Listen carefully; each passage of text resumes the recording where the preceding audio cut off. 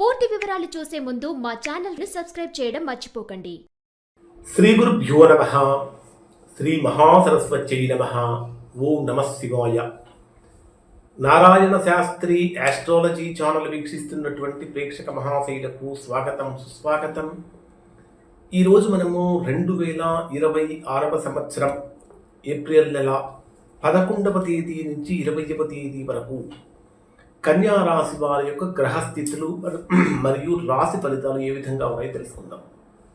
ఇక్కడ ప్రధానంగా కన్యా రాశి వారికి ప్రస్తుతం జరుగుతున్నటువంటి గ్రహస్థితుల ప్రకారం కనుక మనం పరిశీలించినట్లయితే మిశ్రమమైనటువంటి గ్రహస్థితి మాత్రమే కొనసాగుతుంది.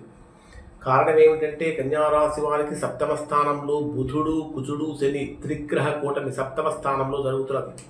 కుజ శని గ్రహాలు రాశ్యాధిపతి అయినటువంటి బుధుడు కూడా రాశికి సప్తమ స్థానంలో నీచంలో సంచరిస్తున్నాడు. అలానే శని కూడా సప్తమంలోనే ఉన్నాడు, కుజుడు కూడా సప్తమంలో ఉన్నాడు. అంటే ఈ కుజ శని గ్రహాలు రెండూ కూడా శత్రుగ్రహాలు, బుధ శని గ్రహాలు రెండూ కూడా నపుంసక గ్రహాలు. ఇది సప్తమ స్థానంలో ఉన్నప్పుడు కొంచెం ఇబ్బందులు కలుగుతాయి. అలానే రవి ఉచ్చ స్థానంలో ఉన్నప్పటికీ కన్యా రాశి వారికి అష్టమ స్థానంలో ఉన్నాడు. మీ రాశికి ద్వితీయ స్థానాధిపతి, ధనాధిపతి అయినటువంటి శుక్రుడు కూడా అష్టమ స్థానంలోనే ఉన్నాడు. కాబట్టి ఆర్థికపరమైనటువంటి విషయాలలో జాగ్రత్తలు పాటించాలి. ప్రధానంగా తీసుకుంటే ఉద్యోగపరమైనటువంటి విషయాలలో కొంచెం ఊహించిన దానికన్నా కూడా ఎక్కువగా ప్రతికూలతలు సంభవించేటటువంటి అవకాశం కూడా కనిపిస్తుంది. కాబట్టి కొన్ని జాగ్రత్తలు పాటించండి. ఇక్కడ ప్రధానంగా ఈ 2026 ఏప్రిల్ 11వ తేదీ నుంచి 20వ తేదీ వరకు ఉన్నటువంటి 10 రోజులు కూడా ఆకాశంలో ఒక అద్భుతమైనటువంటి మార్పుకు సాక్ష్యం, అంటే ఆకాశంలో సంచరించేటటువంటి గ్రహాల యొక్క సంచారం ఒక అద్భుతమైనటువంటి మార్పునకు సాక్ష్యంగా నిలవబోతుంది. ముఖ్యంగా మీ రాశ్యాధిపతి అయినటువంటి బుధుడు మీనరాశిలో నీచ స్థానంలో సంచరిస్తూ రవి ఉచ్చస్థానంలో ప్రవేశిస్తున్నటువంటి సమయంలో కన్యా రాశి వారికి అత్యంత ఆసక్తికరమైనటువంటి మార్పులు తీసుకుని రాబోతుంది. అంటే ఇక్కడ మనకు అష్టమ స్థానం అనేటటువంటిది ఆయుష్కు, ఆరోగ్యానికి, ఆకస్మికమైన ఖర్చులకు, నష్టాలకు, రకరకాల సమస్యలకు ప్రధానమైనటువంటి కారణమవుతుంది. కాబట్టి జాగ్రత్తలు పాటించాలి. ప్రధానంగా ఈ 10 రోజులు కూడా గ్రహాల యొక్క అమరిక ఒక విలక్షణంగా ఉంది. ఏప్రిల్ 14వ తేదీ ఉదయం 11:50 వరకు రవి సప్తమ స్థానమైనటువంటి మీనరాశిలో సంచరిస్తాడు. ఆ తర్వాత తన ఉచ్చరాశి అయినటువంటి మేషరాశిని ప్రవేశిస్తాడు. ఎప్పుడైతే రవి ఉచ్చస్థానంలో ప్రవేశిస్తాడో ఆ సమాజంలో అధికారాన్ని పొందుతారు, ఆత్మవిశ్వాసాన్ని పెంచుతుంది. అయితే మేషరాశిలో శుక్రుడితో కలిసి సంచరిస్తున్నటువంటి కారణం చేత శుక్రుడు అంటేనే విలాసవంతమైనటువంటి వస్తువులకు, విలాసాలకు ప్రధాన కారక గ్రహం. అటువంటి శుక్రుడితో కలిసి సంచరిస్తున్నటువంటి సమయంలో విలాసవంతమైన వస్తువులు కొనుగోలుపై ఖర్చు పెరుగుతూ ఉంటుంది. మీ రాశికి సప్తమ స్థానం అయినటువంటి మీనరాశిలో త్రిగ్రహ కూటమి, అంటే 3 గ్రహాలు, బుధ కుజ శని గ్రహాల యొక్క కలయిక. ఇది 7వ స్థానం, అంటే కళత్ర స్థానం, అంటే భార్యకు లేదా భర్తకు సంబంధించినటువంటి స్థానం. ఇక్కడ రాశ్యాధిపతి అయినటువంటి బుధుడు నీచ స్థానంలో ఉండి శని కుజులతో కలవటం వల్ల వ్యాపార ఒప్పందాలలో కానీ లేదా భాగస్వామ్యాలలో కానీ కొంత గందరగోళానికి సంబంధించినటువంటి పరిస్థితులు కూడా ఏర్పడేటటువంటి అవకాశం ఉన్నది. అలానే కమ్యూనికేషన్ పరంగా కూడా లోపాలు వచ్చే అవకాశాలు ఉన్నాయి. శని కుజుల యొక్క కలయిక ఆవేశాన్ని తీసుకొని రావచ్చు, అలానే మొండితనాన్ని కూడా పెంచుతుంది. గురుడు మీ రాశికి 10వ స్థానంలో సంచరించేటటువంటి సమయంలో వృత్తిపరంగా కొద్దిగా ఊరట లభిస్తుంది. కానీ రాహు కుంభరాశిలో సంచరించేటటువంటి ఈ సమయంలో శత్రువులపై విజయం లభించినప్పటికీ కూడా ఆరోగ్యపరమైనటువంటి విషయాలలో కొంచెం జాగ్రత్తలు పాటించాలి. మరి డే వైజ్గా కనుక పరిశీలిస్తే కన్యా రాశి వారికి ఏ విధంగా ఉండబోతుందని కనుక మనం చూసినట్లయితే ఏప్రిల్ 11వ తేదీ ఉదయం నుంచి 13వ తేదీ ఉదయం 4:06 వరకు ఉండేటటువంటి సమయంలో చంద్రుడు మీ రాశికి 5వ స్థానంలో సంచరిస్తాడు.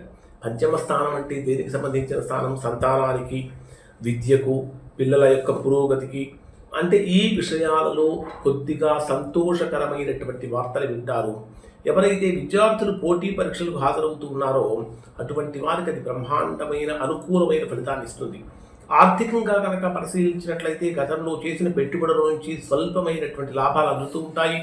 కళాకారులకు, సృజనాత్మక రంగంలో ఉన్నటువంటి వారికి మంచి గుర్తింపు కూడా లభిస్తూ ఉంటుంది. మానసిక స్థితి కనుక పరిశీలించినట్లయితే కొత్త ఆలోచనలు కార్యరూపం దాలుస్తాయి. మనసు ఉత్సాహంగా ఉంటుంది. ఏప్రిల్ 13వ తేదీ నుంచి 15వ తేదీ ఉదయం 9:38 వరకు ఉండేటటువంటి సమయంలో చంద్రుడు మీ రాశికి 6వ స్థానంలో సంచరించేటప్పుడు శత్రువుల విషయంలో కానీ, రుణాల విషయంలో కానీ పైచేయి సాధిస్తారు. పెండింగ్లో ఉన్నటువంటి మొండి బాకీలు కూడా వసూలు చేసుకోవడానికి అవకాశం ఏర్పడుతుంది. కానీ ఆరోగ్యపరంగా కనుక పరిశీలించినట్లయితే అజీర్ణము కానీ, కంటి సంబంధిత సమస్యలు కానీ ఎక్కువగా వచ్చే అవకాశాలు ఉన్నాయి. ఆహార నియమాలు పాటించడం అనేటటువంటి చాలా మంచిది. ఇక ఉద్యోగపరంగా తీసుకుంటే ఆఫీసులో పని ఒత్తిడి బాగా పెరిగినప్పటికీ మీ చాకచక్యంతో తాను అధిగమిస్తారు. సహోద్యోగుల యొక్క సహాయ సహకారాలు కూడా పూర్తిగా పొందుతారు అని చెప్పాలి. ఏప్రిల్ 15వ తేదీ ఉదయం 15వ తేదీ నుంచి తర్వాత 17వ తేదీ మధ్యాహ్నం 12:06 వరకు ఉండేటటువంటి సమయంలో సప్తమ స్థానంలోకి చంద్రుడు ప్రవేశిస్తాడు. ఆల్రెడీ సప్తమ స్థానంలో 3 గ్రహాలు సంచరిస్తున్నాయి. అంటే త్రిగ్రహ కూటమి కాస్త చాతుర్గ్రహ కూటమిగా మారుతున్నది. కాబట్టి కుటుంబ పరంగా జీవిత భాగస్వామితో అనవసరమైనటువంటి వాదనలకు దిగకండి. చిన్న విషయానికి మనస్పర్ధలు వచ్చే అవకాశం ఉంది. వ్యాపార పరంగా కనుక తీసుకుంటే కొత్త భాగస్వామ్య ఒప్పందాలకు ఇది అనుకూలంగా మారుతుంది. అనుకూల సమయం కాదు. వ్యాపార పరంగా ఇతరుల విషయాలలో మీరు జోక్యం చేసుకోవడం కానీ, ఇతరులు మీ విషయాల్లో జోక్యం చేసుకోవడం కానీ మంచి పద్ధతి కాదు. ఇక్కడ ముఖ్యంగా చెప్పాలంటే ఒక ముఖ్యమైన గమనిక ఏమిటంటే మీ మాట తీరు కఠినంగా ఉండే ప్రమాదం ఉంది. ఇది సాధ్యమైనంత వరకు కన్యారాశి వారు మౌనంగా ఉంటే చాలా మంచిది. ఇక 17వ తేదీ మధ్యాహ్నం 12:06 నుంచి 19వ తేదీ మధ్యాహ్నం 12:32 వరకు ఉండేటటువంటి సమయంలో అష్టమ స్థానంలో త్రిగ్రహ కూటమి చంద్రుడితో కలిసినటువంటి చంద్ర, రవి, శుక్ర గ్రహాలతో కలిసినటువంటి త్రిగ్రహ కూటమి ఆకస్మికమైనటువంటి ఊహించని ప్రయాణాలు చేయాల్సి రావచ్చు. ఇన్సూరెన్స్ లేదా పిత్రార్జితాలకు సంబంధించినటువంటి ఆస్తుల విషయంలో చర్చలు జరుగుతూ ఉంటాయి. అన్నిటికంటే ప్రధానమైనటువంటి సూచన ఏమిటంటే వాహనం నడిపేటప్పుడు అత్యంత జాగ్రత్తగా ఉండాలి. ఎవరికీ కూడా అనవసరమైనటువంటి లేదా నెరవేర్చలేనటువంటి హామీలు ఇవ్వకుండా ఉండటం చాలా మంచిది. ఒక పాజిటివ్ ఏమిటంటే రవి ఉచ్చస్థానంలో సంచరించేటటువంటి సమయంలో మీ సమస్యలకు ఒక పరిష్కార మార్గం దొరుకుతుంది. ప్రభుత్వం నుంచి రావాల్సినటువంటి అనుమతులు కూడా చక్కగా లభిస్తాయి. ఇక 19వ తేదీ నుంచి 20వ తేదీ రాత్రి వరకు ఉండేటటువంటి సమయాన్ని పరిశీలిస్తే ఇది కన్యారాశి వారికి అదృష్టం తలుపు తడుతుందో అన్నట్టుగా ఉంటుంది. అంటే ఈ 10 రోజుల్లో కూడా గొప్ప పీరియడ్ ఏమిటంటే ఇది. అంటే ఒక శుభప్రదమైన సమయము, అదృష్టం వరిస్తుంది. తీర్థయాత్రలు లేదా దూర ప్రయాణాలకి చక్కగా ప్లాన్ చేసుకుంటూ ఉంటారు. పాత బాకీలు వసూలవుతూ ఉంటాయి. వారసత్వంగా రావాల్సిన ఆస్తుల విషయంలో ఏర్పడినటువంటి ప్రతికూలతలు కూడా తొలగిపోతూ ఉంటాయి. మానసిక ప్రశాంతత చక్కగా పెరుగుతుంది. మనసు ప్రశాంతంగా మారుతుంది.